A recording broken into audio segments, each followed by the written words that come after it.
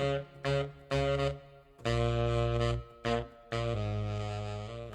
Wargamers, today I want to talk about Tau tactical drones, meaning gun drones, marker drones, and shield drones. Before I do that though, I want to say thanks for watching. If you like this video, go ahead and hit the like button, the subscribe button, and the notification bell. That way you don't miss any of my upcoming 8th edition videos.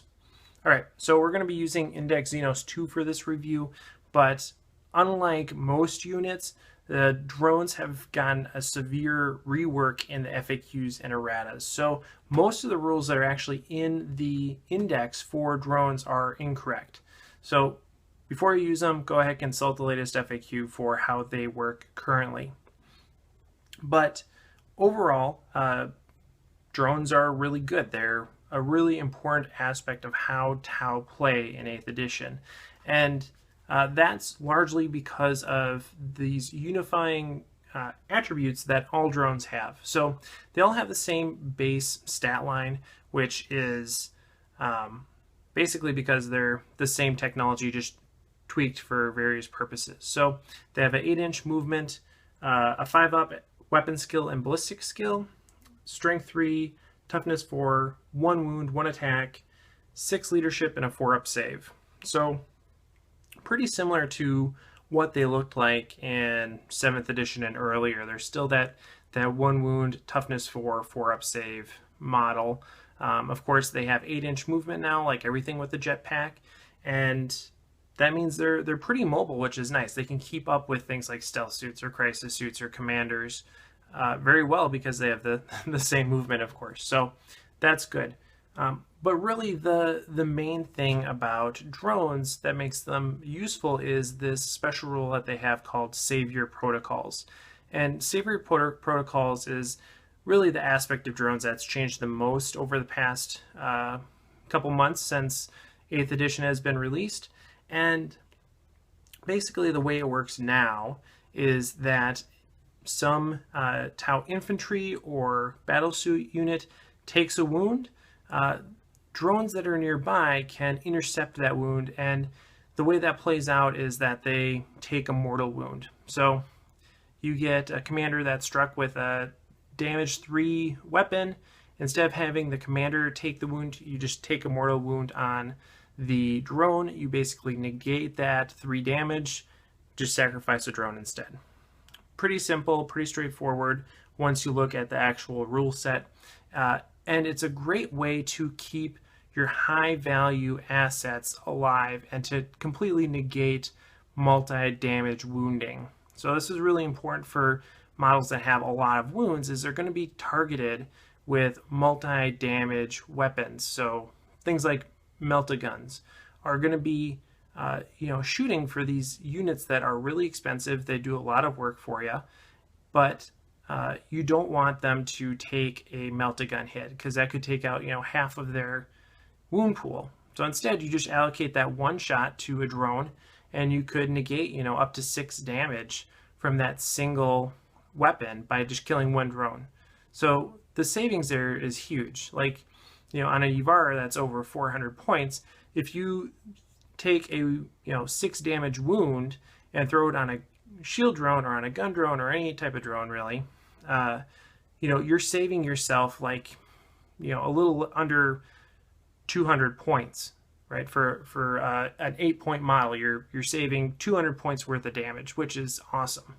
So Savior Protocols is really good, and it's an important for how drones play and how the army as a whole functions. So keep that in the back of your mind, is that you really are thinking about what type of drone is going to offer the best or most utility in the position it is in, assuming that it's not going to die, and when it does die, then you lose that utility, right? So it's about pairing the purpose with the specific attributes of that drone. And that's going to change based on which of the 3 drones you're using, whether you're using gun drones, marker drones, or shield drones. So we'll start with gun drones. Gun drones are drones equipped with 2 pulse carbines, so that means that they have 4 shots at 18 inches. And while that gives them a nice advantage over fire warriors, they have twice as many shots, natively they only have about 33% more hits because they're shooting at that lower ballistic skill. Now, this means that you want to have them around a drone controller, and the best ways to get drone controllers is by putting them on commanders or other larger units that have, slots to spare. You can put it on like a single crisis suit. If you're taking, a unit of crisis suits, just have one of them take a drone controller and you're set. So that's an option, but overall, you want gun drones to be near something that has a drone controller. And that works out because a lot of these units that are going to be able to take a drone controller are going to be things that are going to be upfield. And that's where you want gun drones to be too, because of their short range. They only have an 18-inch range. So having drones and your aggressive units upfield is really going to be the way to go with it.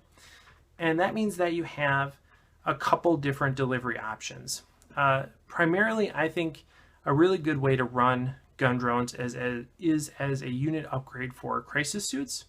If you take a unit of 6, 5 crisis suits, something like that, you can take twice as many gun drones and drop them in with the crisis suit unit as a Manta Strike. So this not only gives drones a great way to get upfield without being shot, it also makes crisis suits more valuable, which is nice.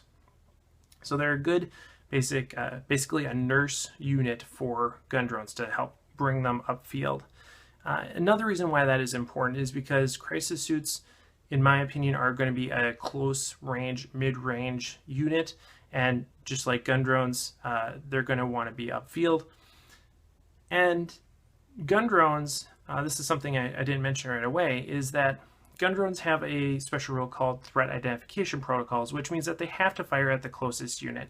And so when you drop your crisis suit unit in, your gun drones are going to be forced to shoot at whatever they're shooting at too. And a lot of the times, the crisis suit unit that you're dropping in is going to be shooting at something that is going to not do very well in a storm of fire type of situation where you're putting out a ton of shots. So the crisis suits combined with the gun drones can actually do a lot of damage, which is awesome.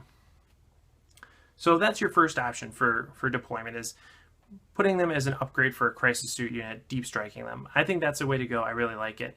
They're there to offer that volume of fire, and they can also support crisis suits or whatever else is upfield with them. So, you drop a unit of 6 gun drones in, they can still take wounds for the commanders that are up there or the ghost kills that are up there. They can still peel off those multi-wound shots, just like I was talking about, but you provide a more convenient pathway for them to get there, which is good. The other option that you have is to just take a full unit of gun drones on their own using that tactical drone fast attack entry, which is probably the only way that I would use that entry. I think that's really the way to field gun drones if you don't take crisis suits. You can take a unit of 8 gun drones and then just have them be their own separate unit right from the beginning. They still do all the same functions. You just don't have that convenient pathway for delivery, which is fine. What I would not do with gun drones is take them as pairs of drones as a unit upgrade for a commander or a fireblade or something like that. It's just not going to make a difference in most cases. Those guns are not going to really provide that much value because they're not that good. And you only have 2 of them. They're an easy unit to peel off for kill points, and there's such an emphasis on kill points in several mission formats that I just prefer not to have that easy target there. But yeah, overall, gun drones, great unit upgrade if you take them in larger groups.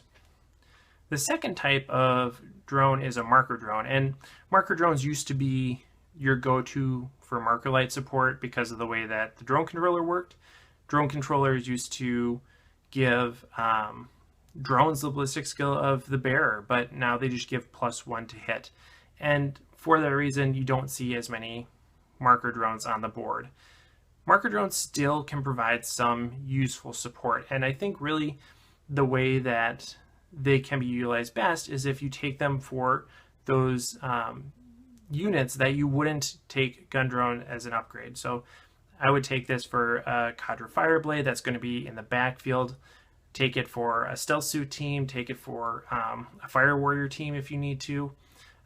Take it for those units that are not going to be on the front line way upfield. Take it for the units that are going to be sitting back.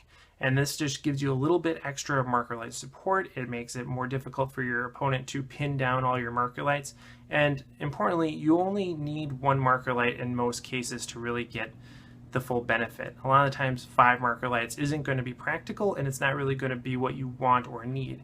So just one marker light hit from a couple marker drones can be pretty valuable. And so spreading your marker lights out through marker drone upgrades is not a bad thing. Plus you get the savior protocols spread out around the board, which is good. The third and final type of tactical drone is a shield drone. And these are the guys that have changed the most since the index, right? So the rules that are in this for shield drones are completely worthless, basically. Everything has changed in the FAQ. And the reason for that is that they have an invulnerable save, but under savior protocols, they take a mortal wound, which completely negates that invulnerable save. They FAQ'd it though, so that shield drones on a 5-up ignore that mortal wound, which is really nice, especially for really expensive units like a Yvara or like some commanders. Having a shield drone nearby can actually be pretty valuable. So for the example of a Yvara again, let's say we have a shield drone nearby. Your Yvara gets hit by a six damage shot or something like that. You can just pass it off to the shield drone, and again, you're saving hundreds of points worth of damage, but you have a 1 in 3 chance to just completely, save the drone and ignore it completely. You don't even lose the drone, which I think is pretty nice. I wouldn't take a gun drone with the EVAR because again, it's not doing that much. I'd rather have the 1 in 3 chance to not even care about that massive weapon that just was shot at it. So I think that's how shield drones can be taken. They're really good at absorbing multi-wound shots and then just coming away unscathed. A lot of cases, like for a commander or for crisis suits or for fire blades, any type of lower wound count model, don't bother. The shield drone, it's not going to have that much opportunity or value in its rule set. But for these really high value units like Yvara, having a shield drone can be good. So because of that, I see gun drones being your #1 drone. You're going to take them either as large units on their own or as a large unit upgrade for crisis suits, but the key is to take large units. You don't want to just take 1 or 2 gun drones. It's just not going to do anything. If you're going to take one or two drones, consider marker light drones because they're going to give you a better utility. And if you are taking drones on something that is really expensive, consider shield drones, because for each time that drone comes back, you're basically making up hundreds of points worth of damage, which basically means that your army is that much larger than the opponent. If you save a single 6 damage shot on a Yvara, it's like you're playing at 2,200 points instead of 2,000 points if you're playing a 2,000 point game, which is awesome. So shield drones can be used in very select situations. Otherwise, gun drones, marker light drones, and then shield drones. But yeah, I think drones are awesome. I think you should bring drones in most army lists because they just have a great utility. Let me know what you think in the comments below, and of course, happy wargaming.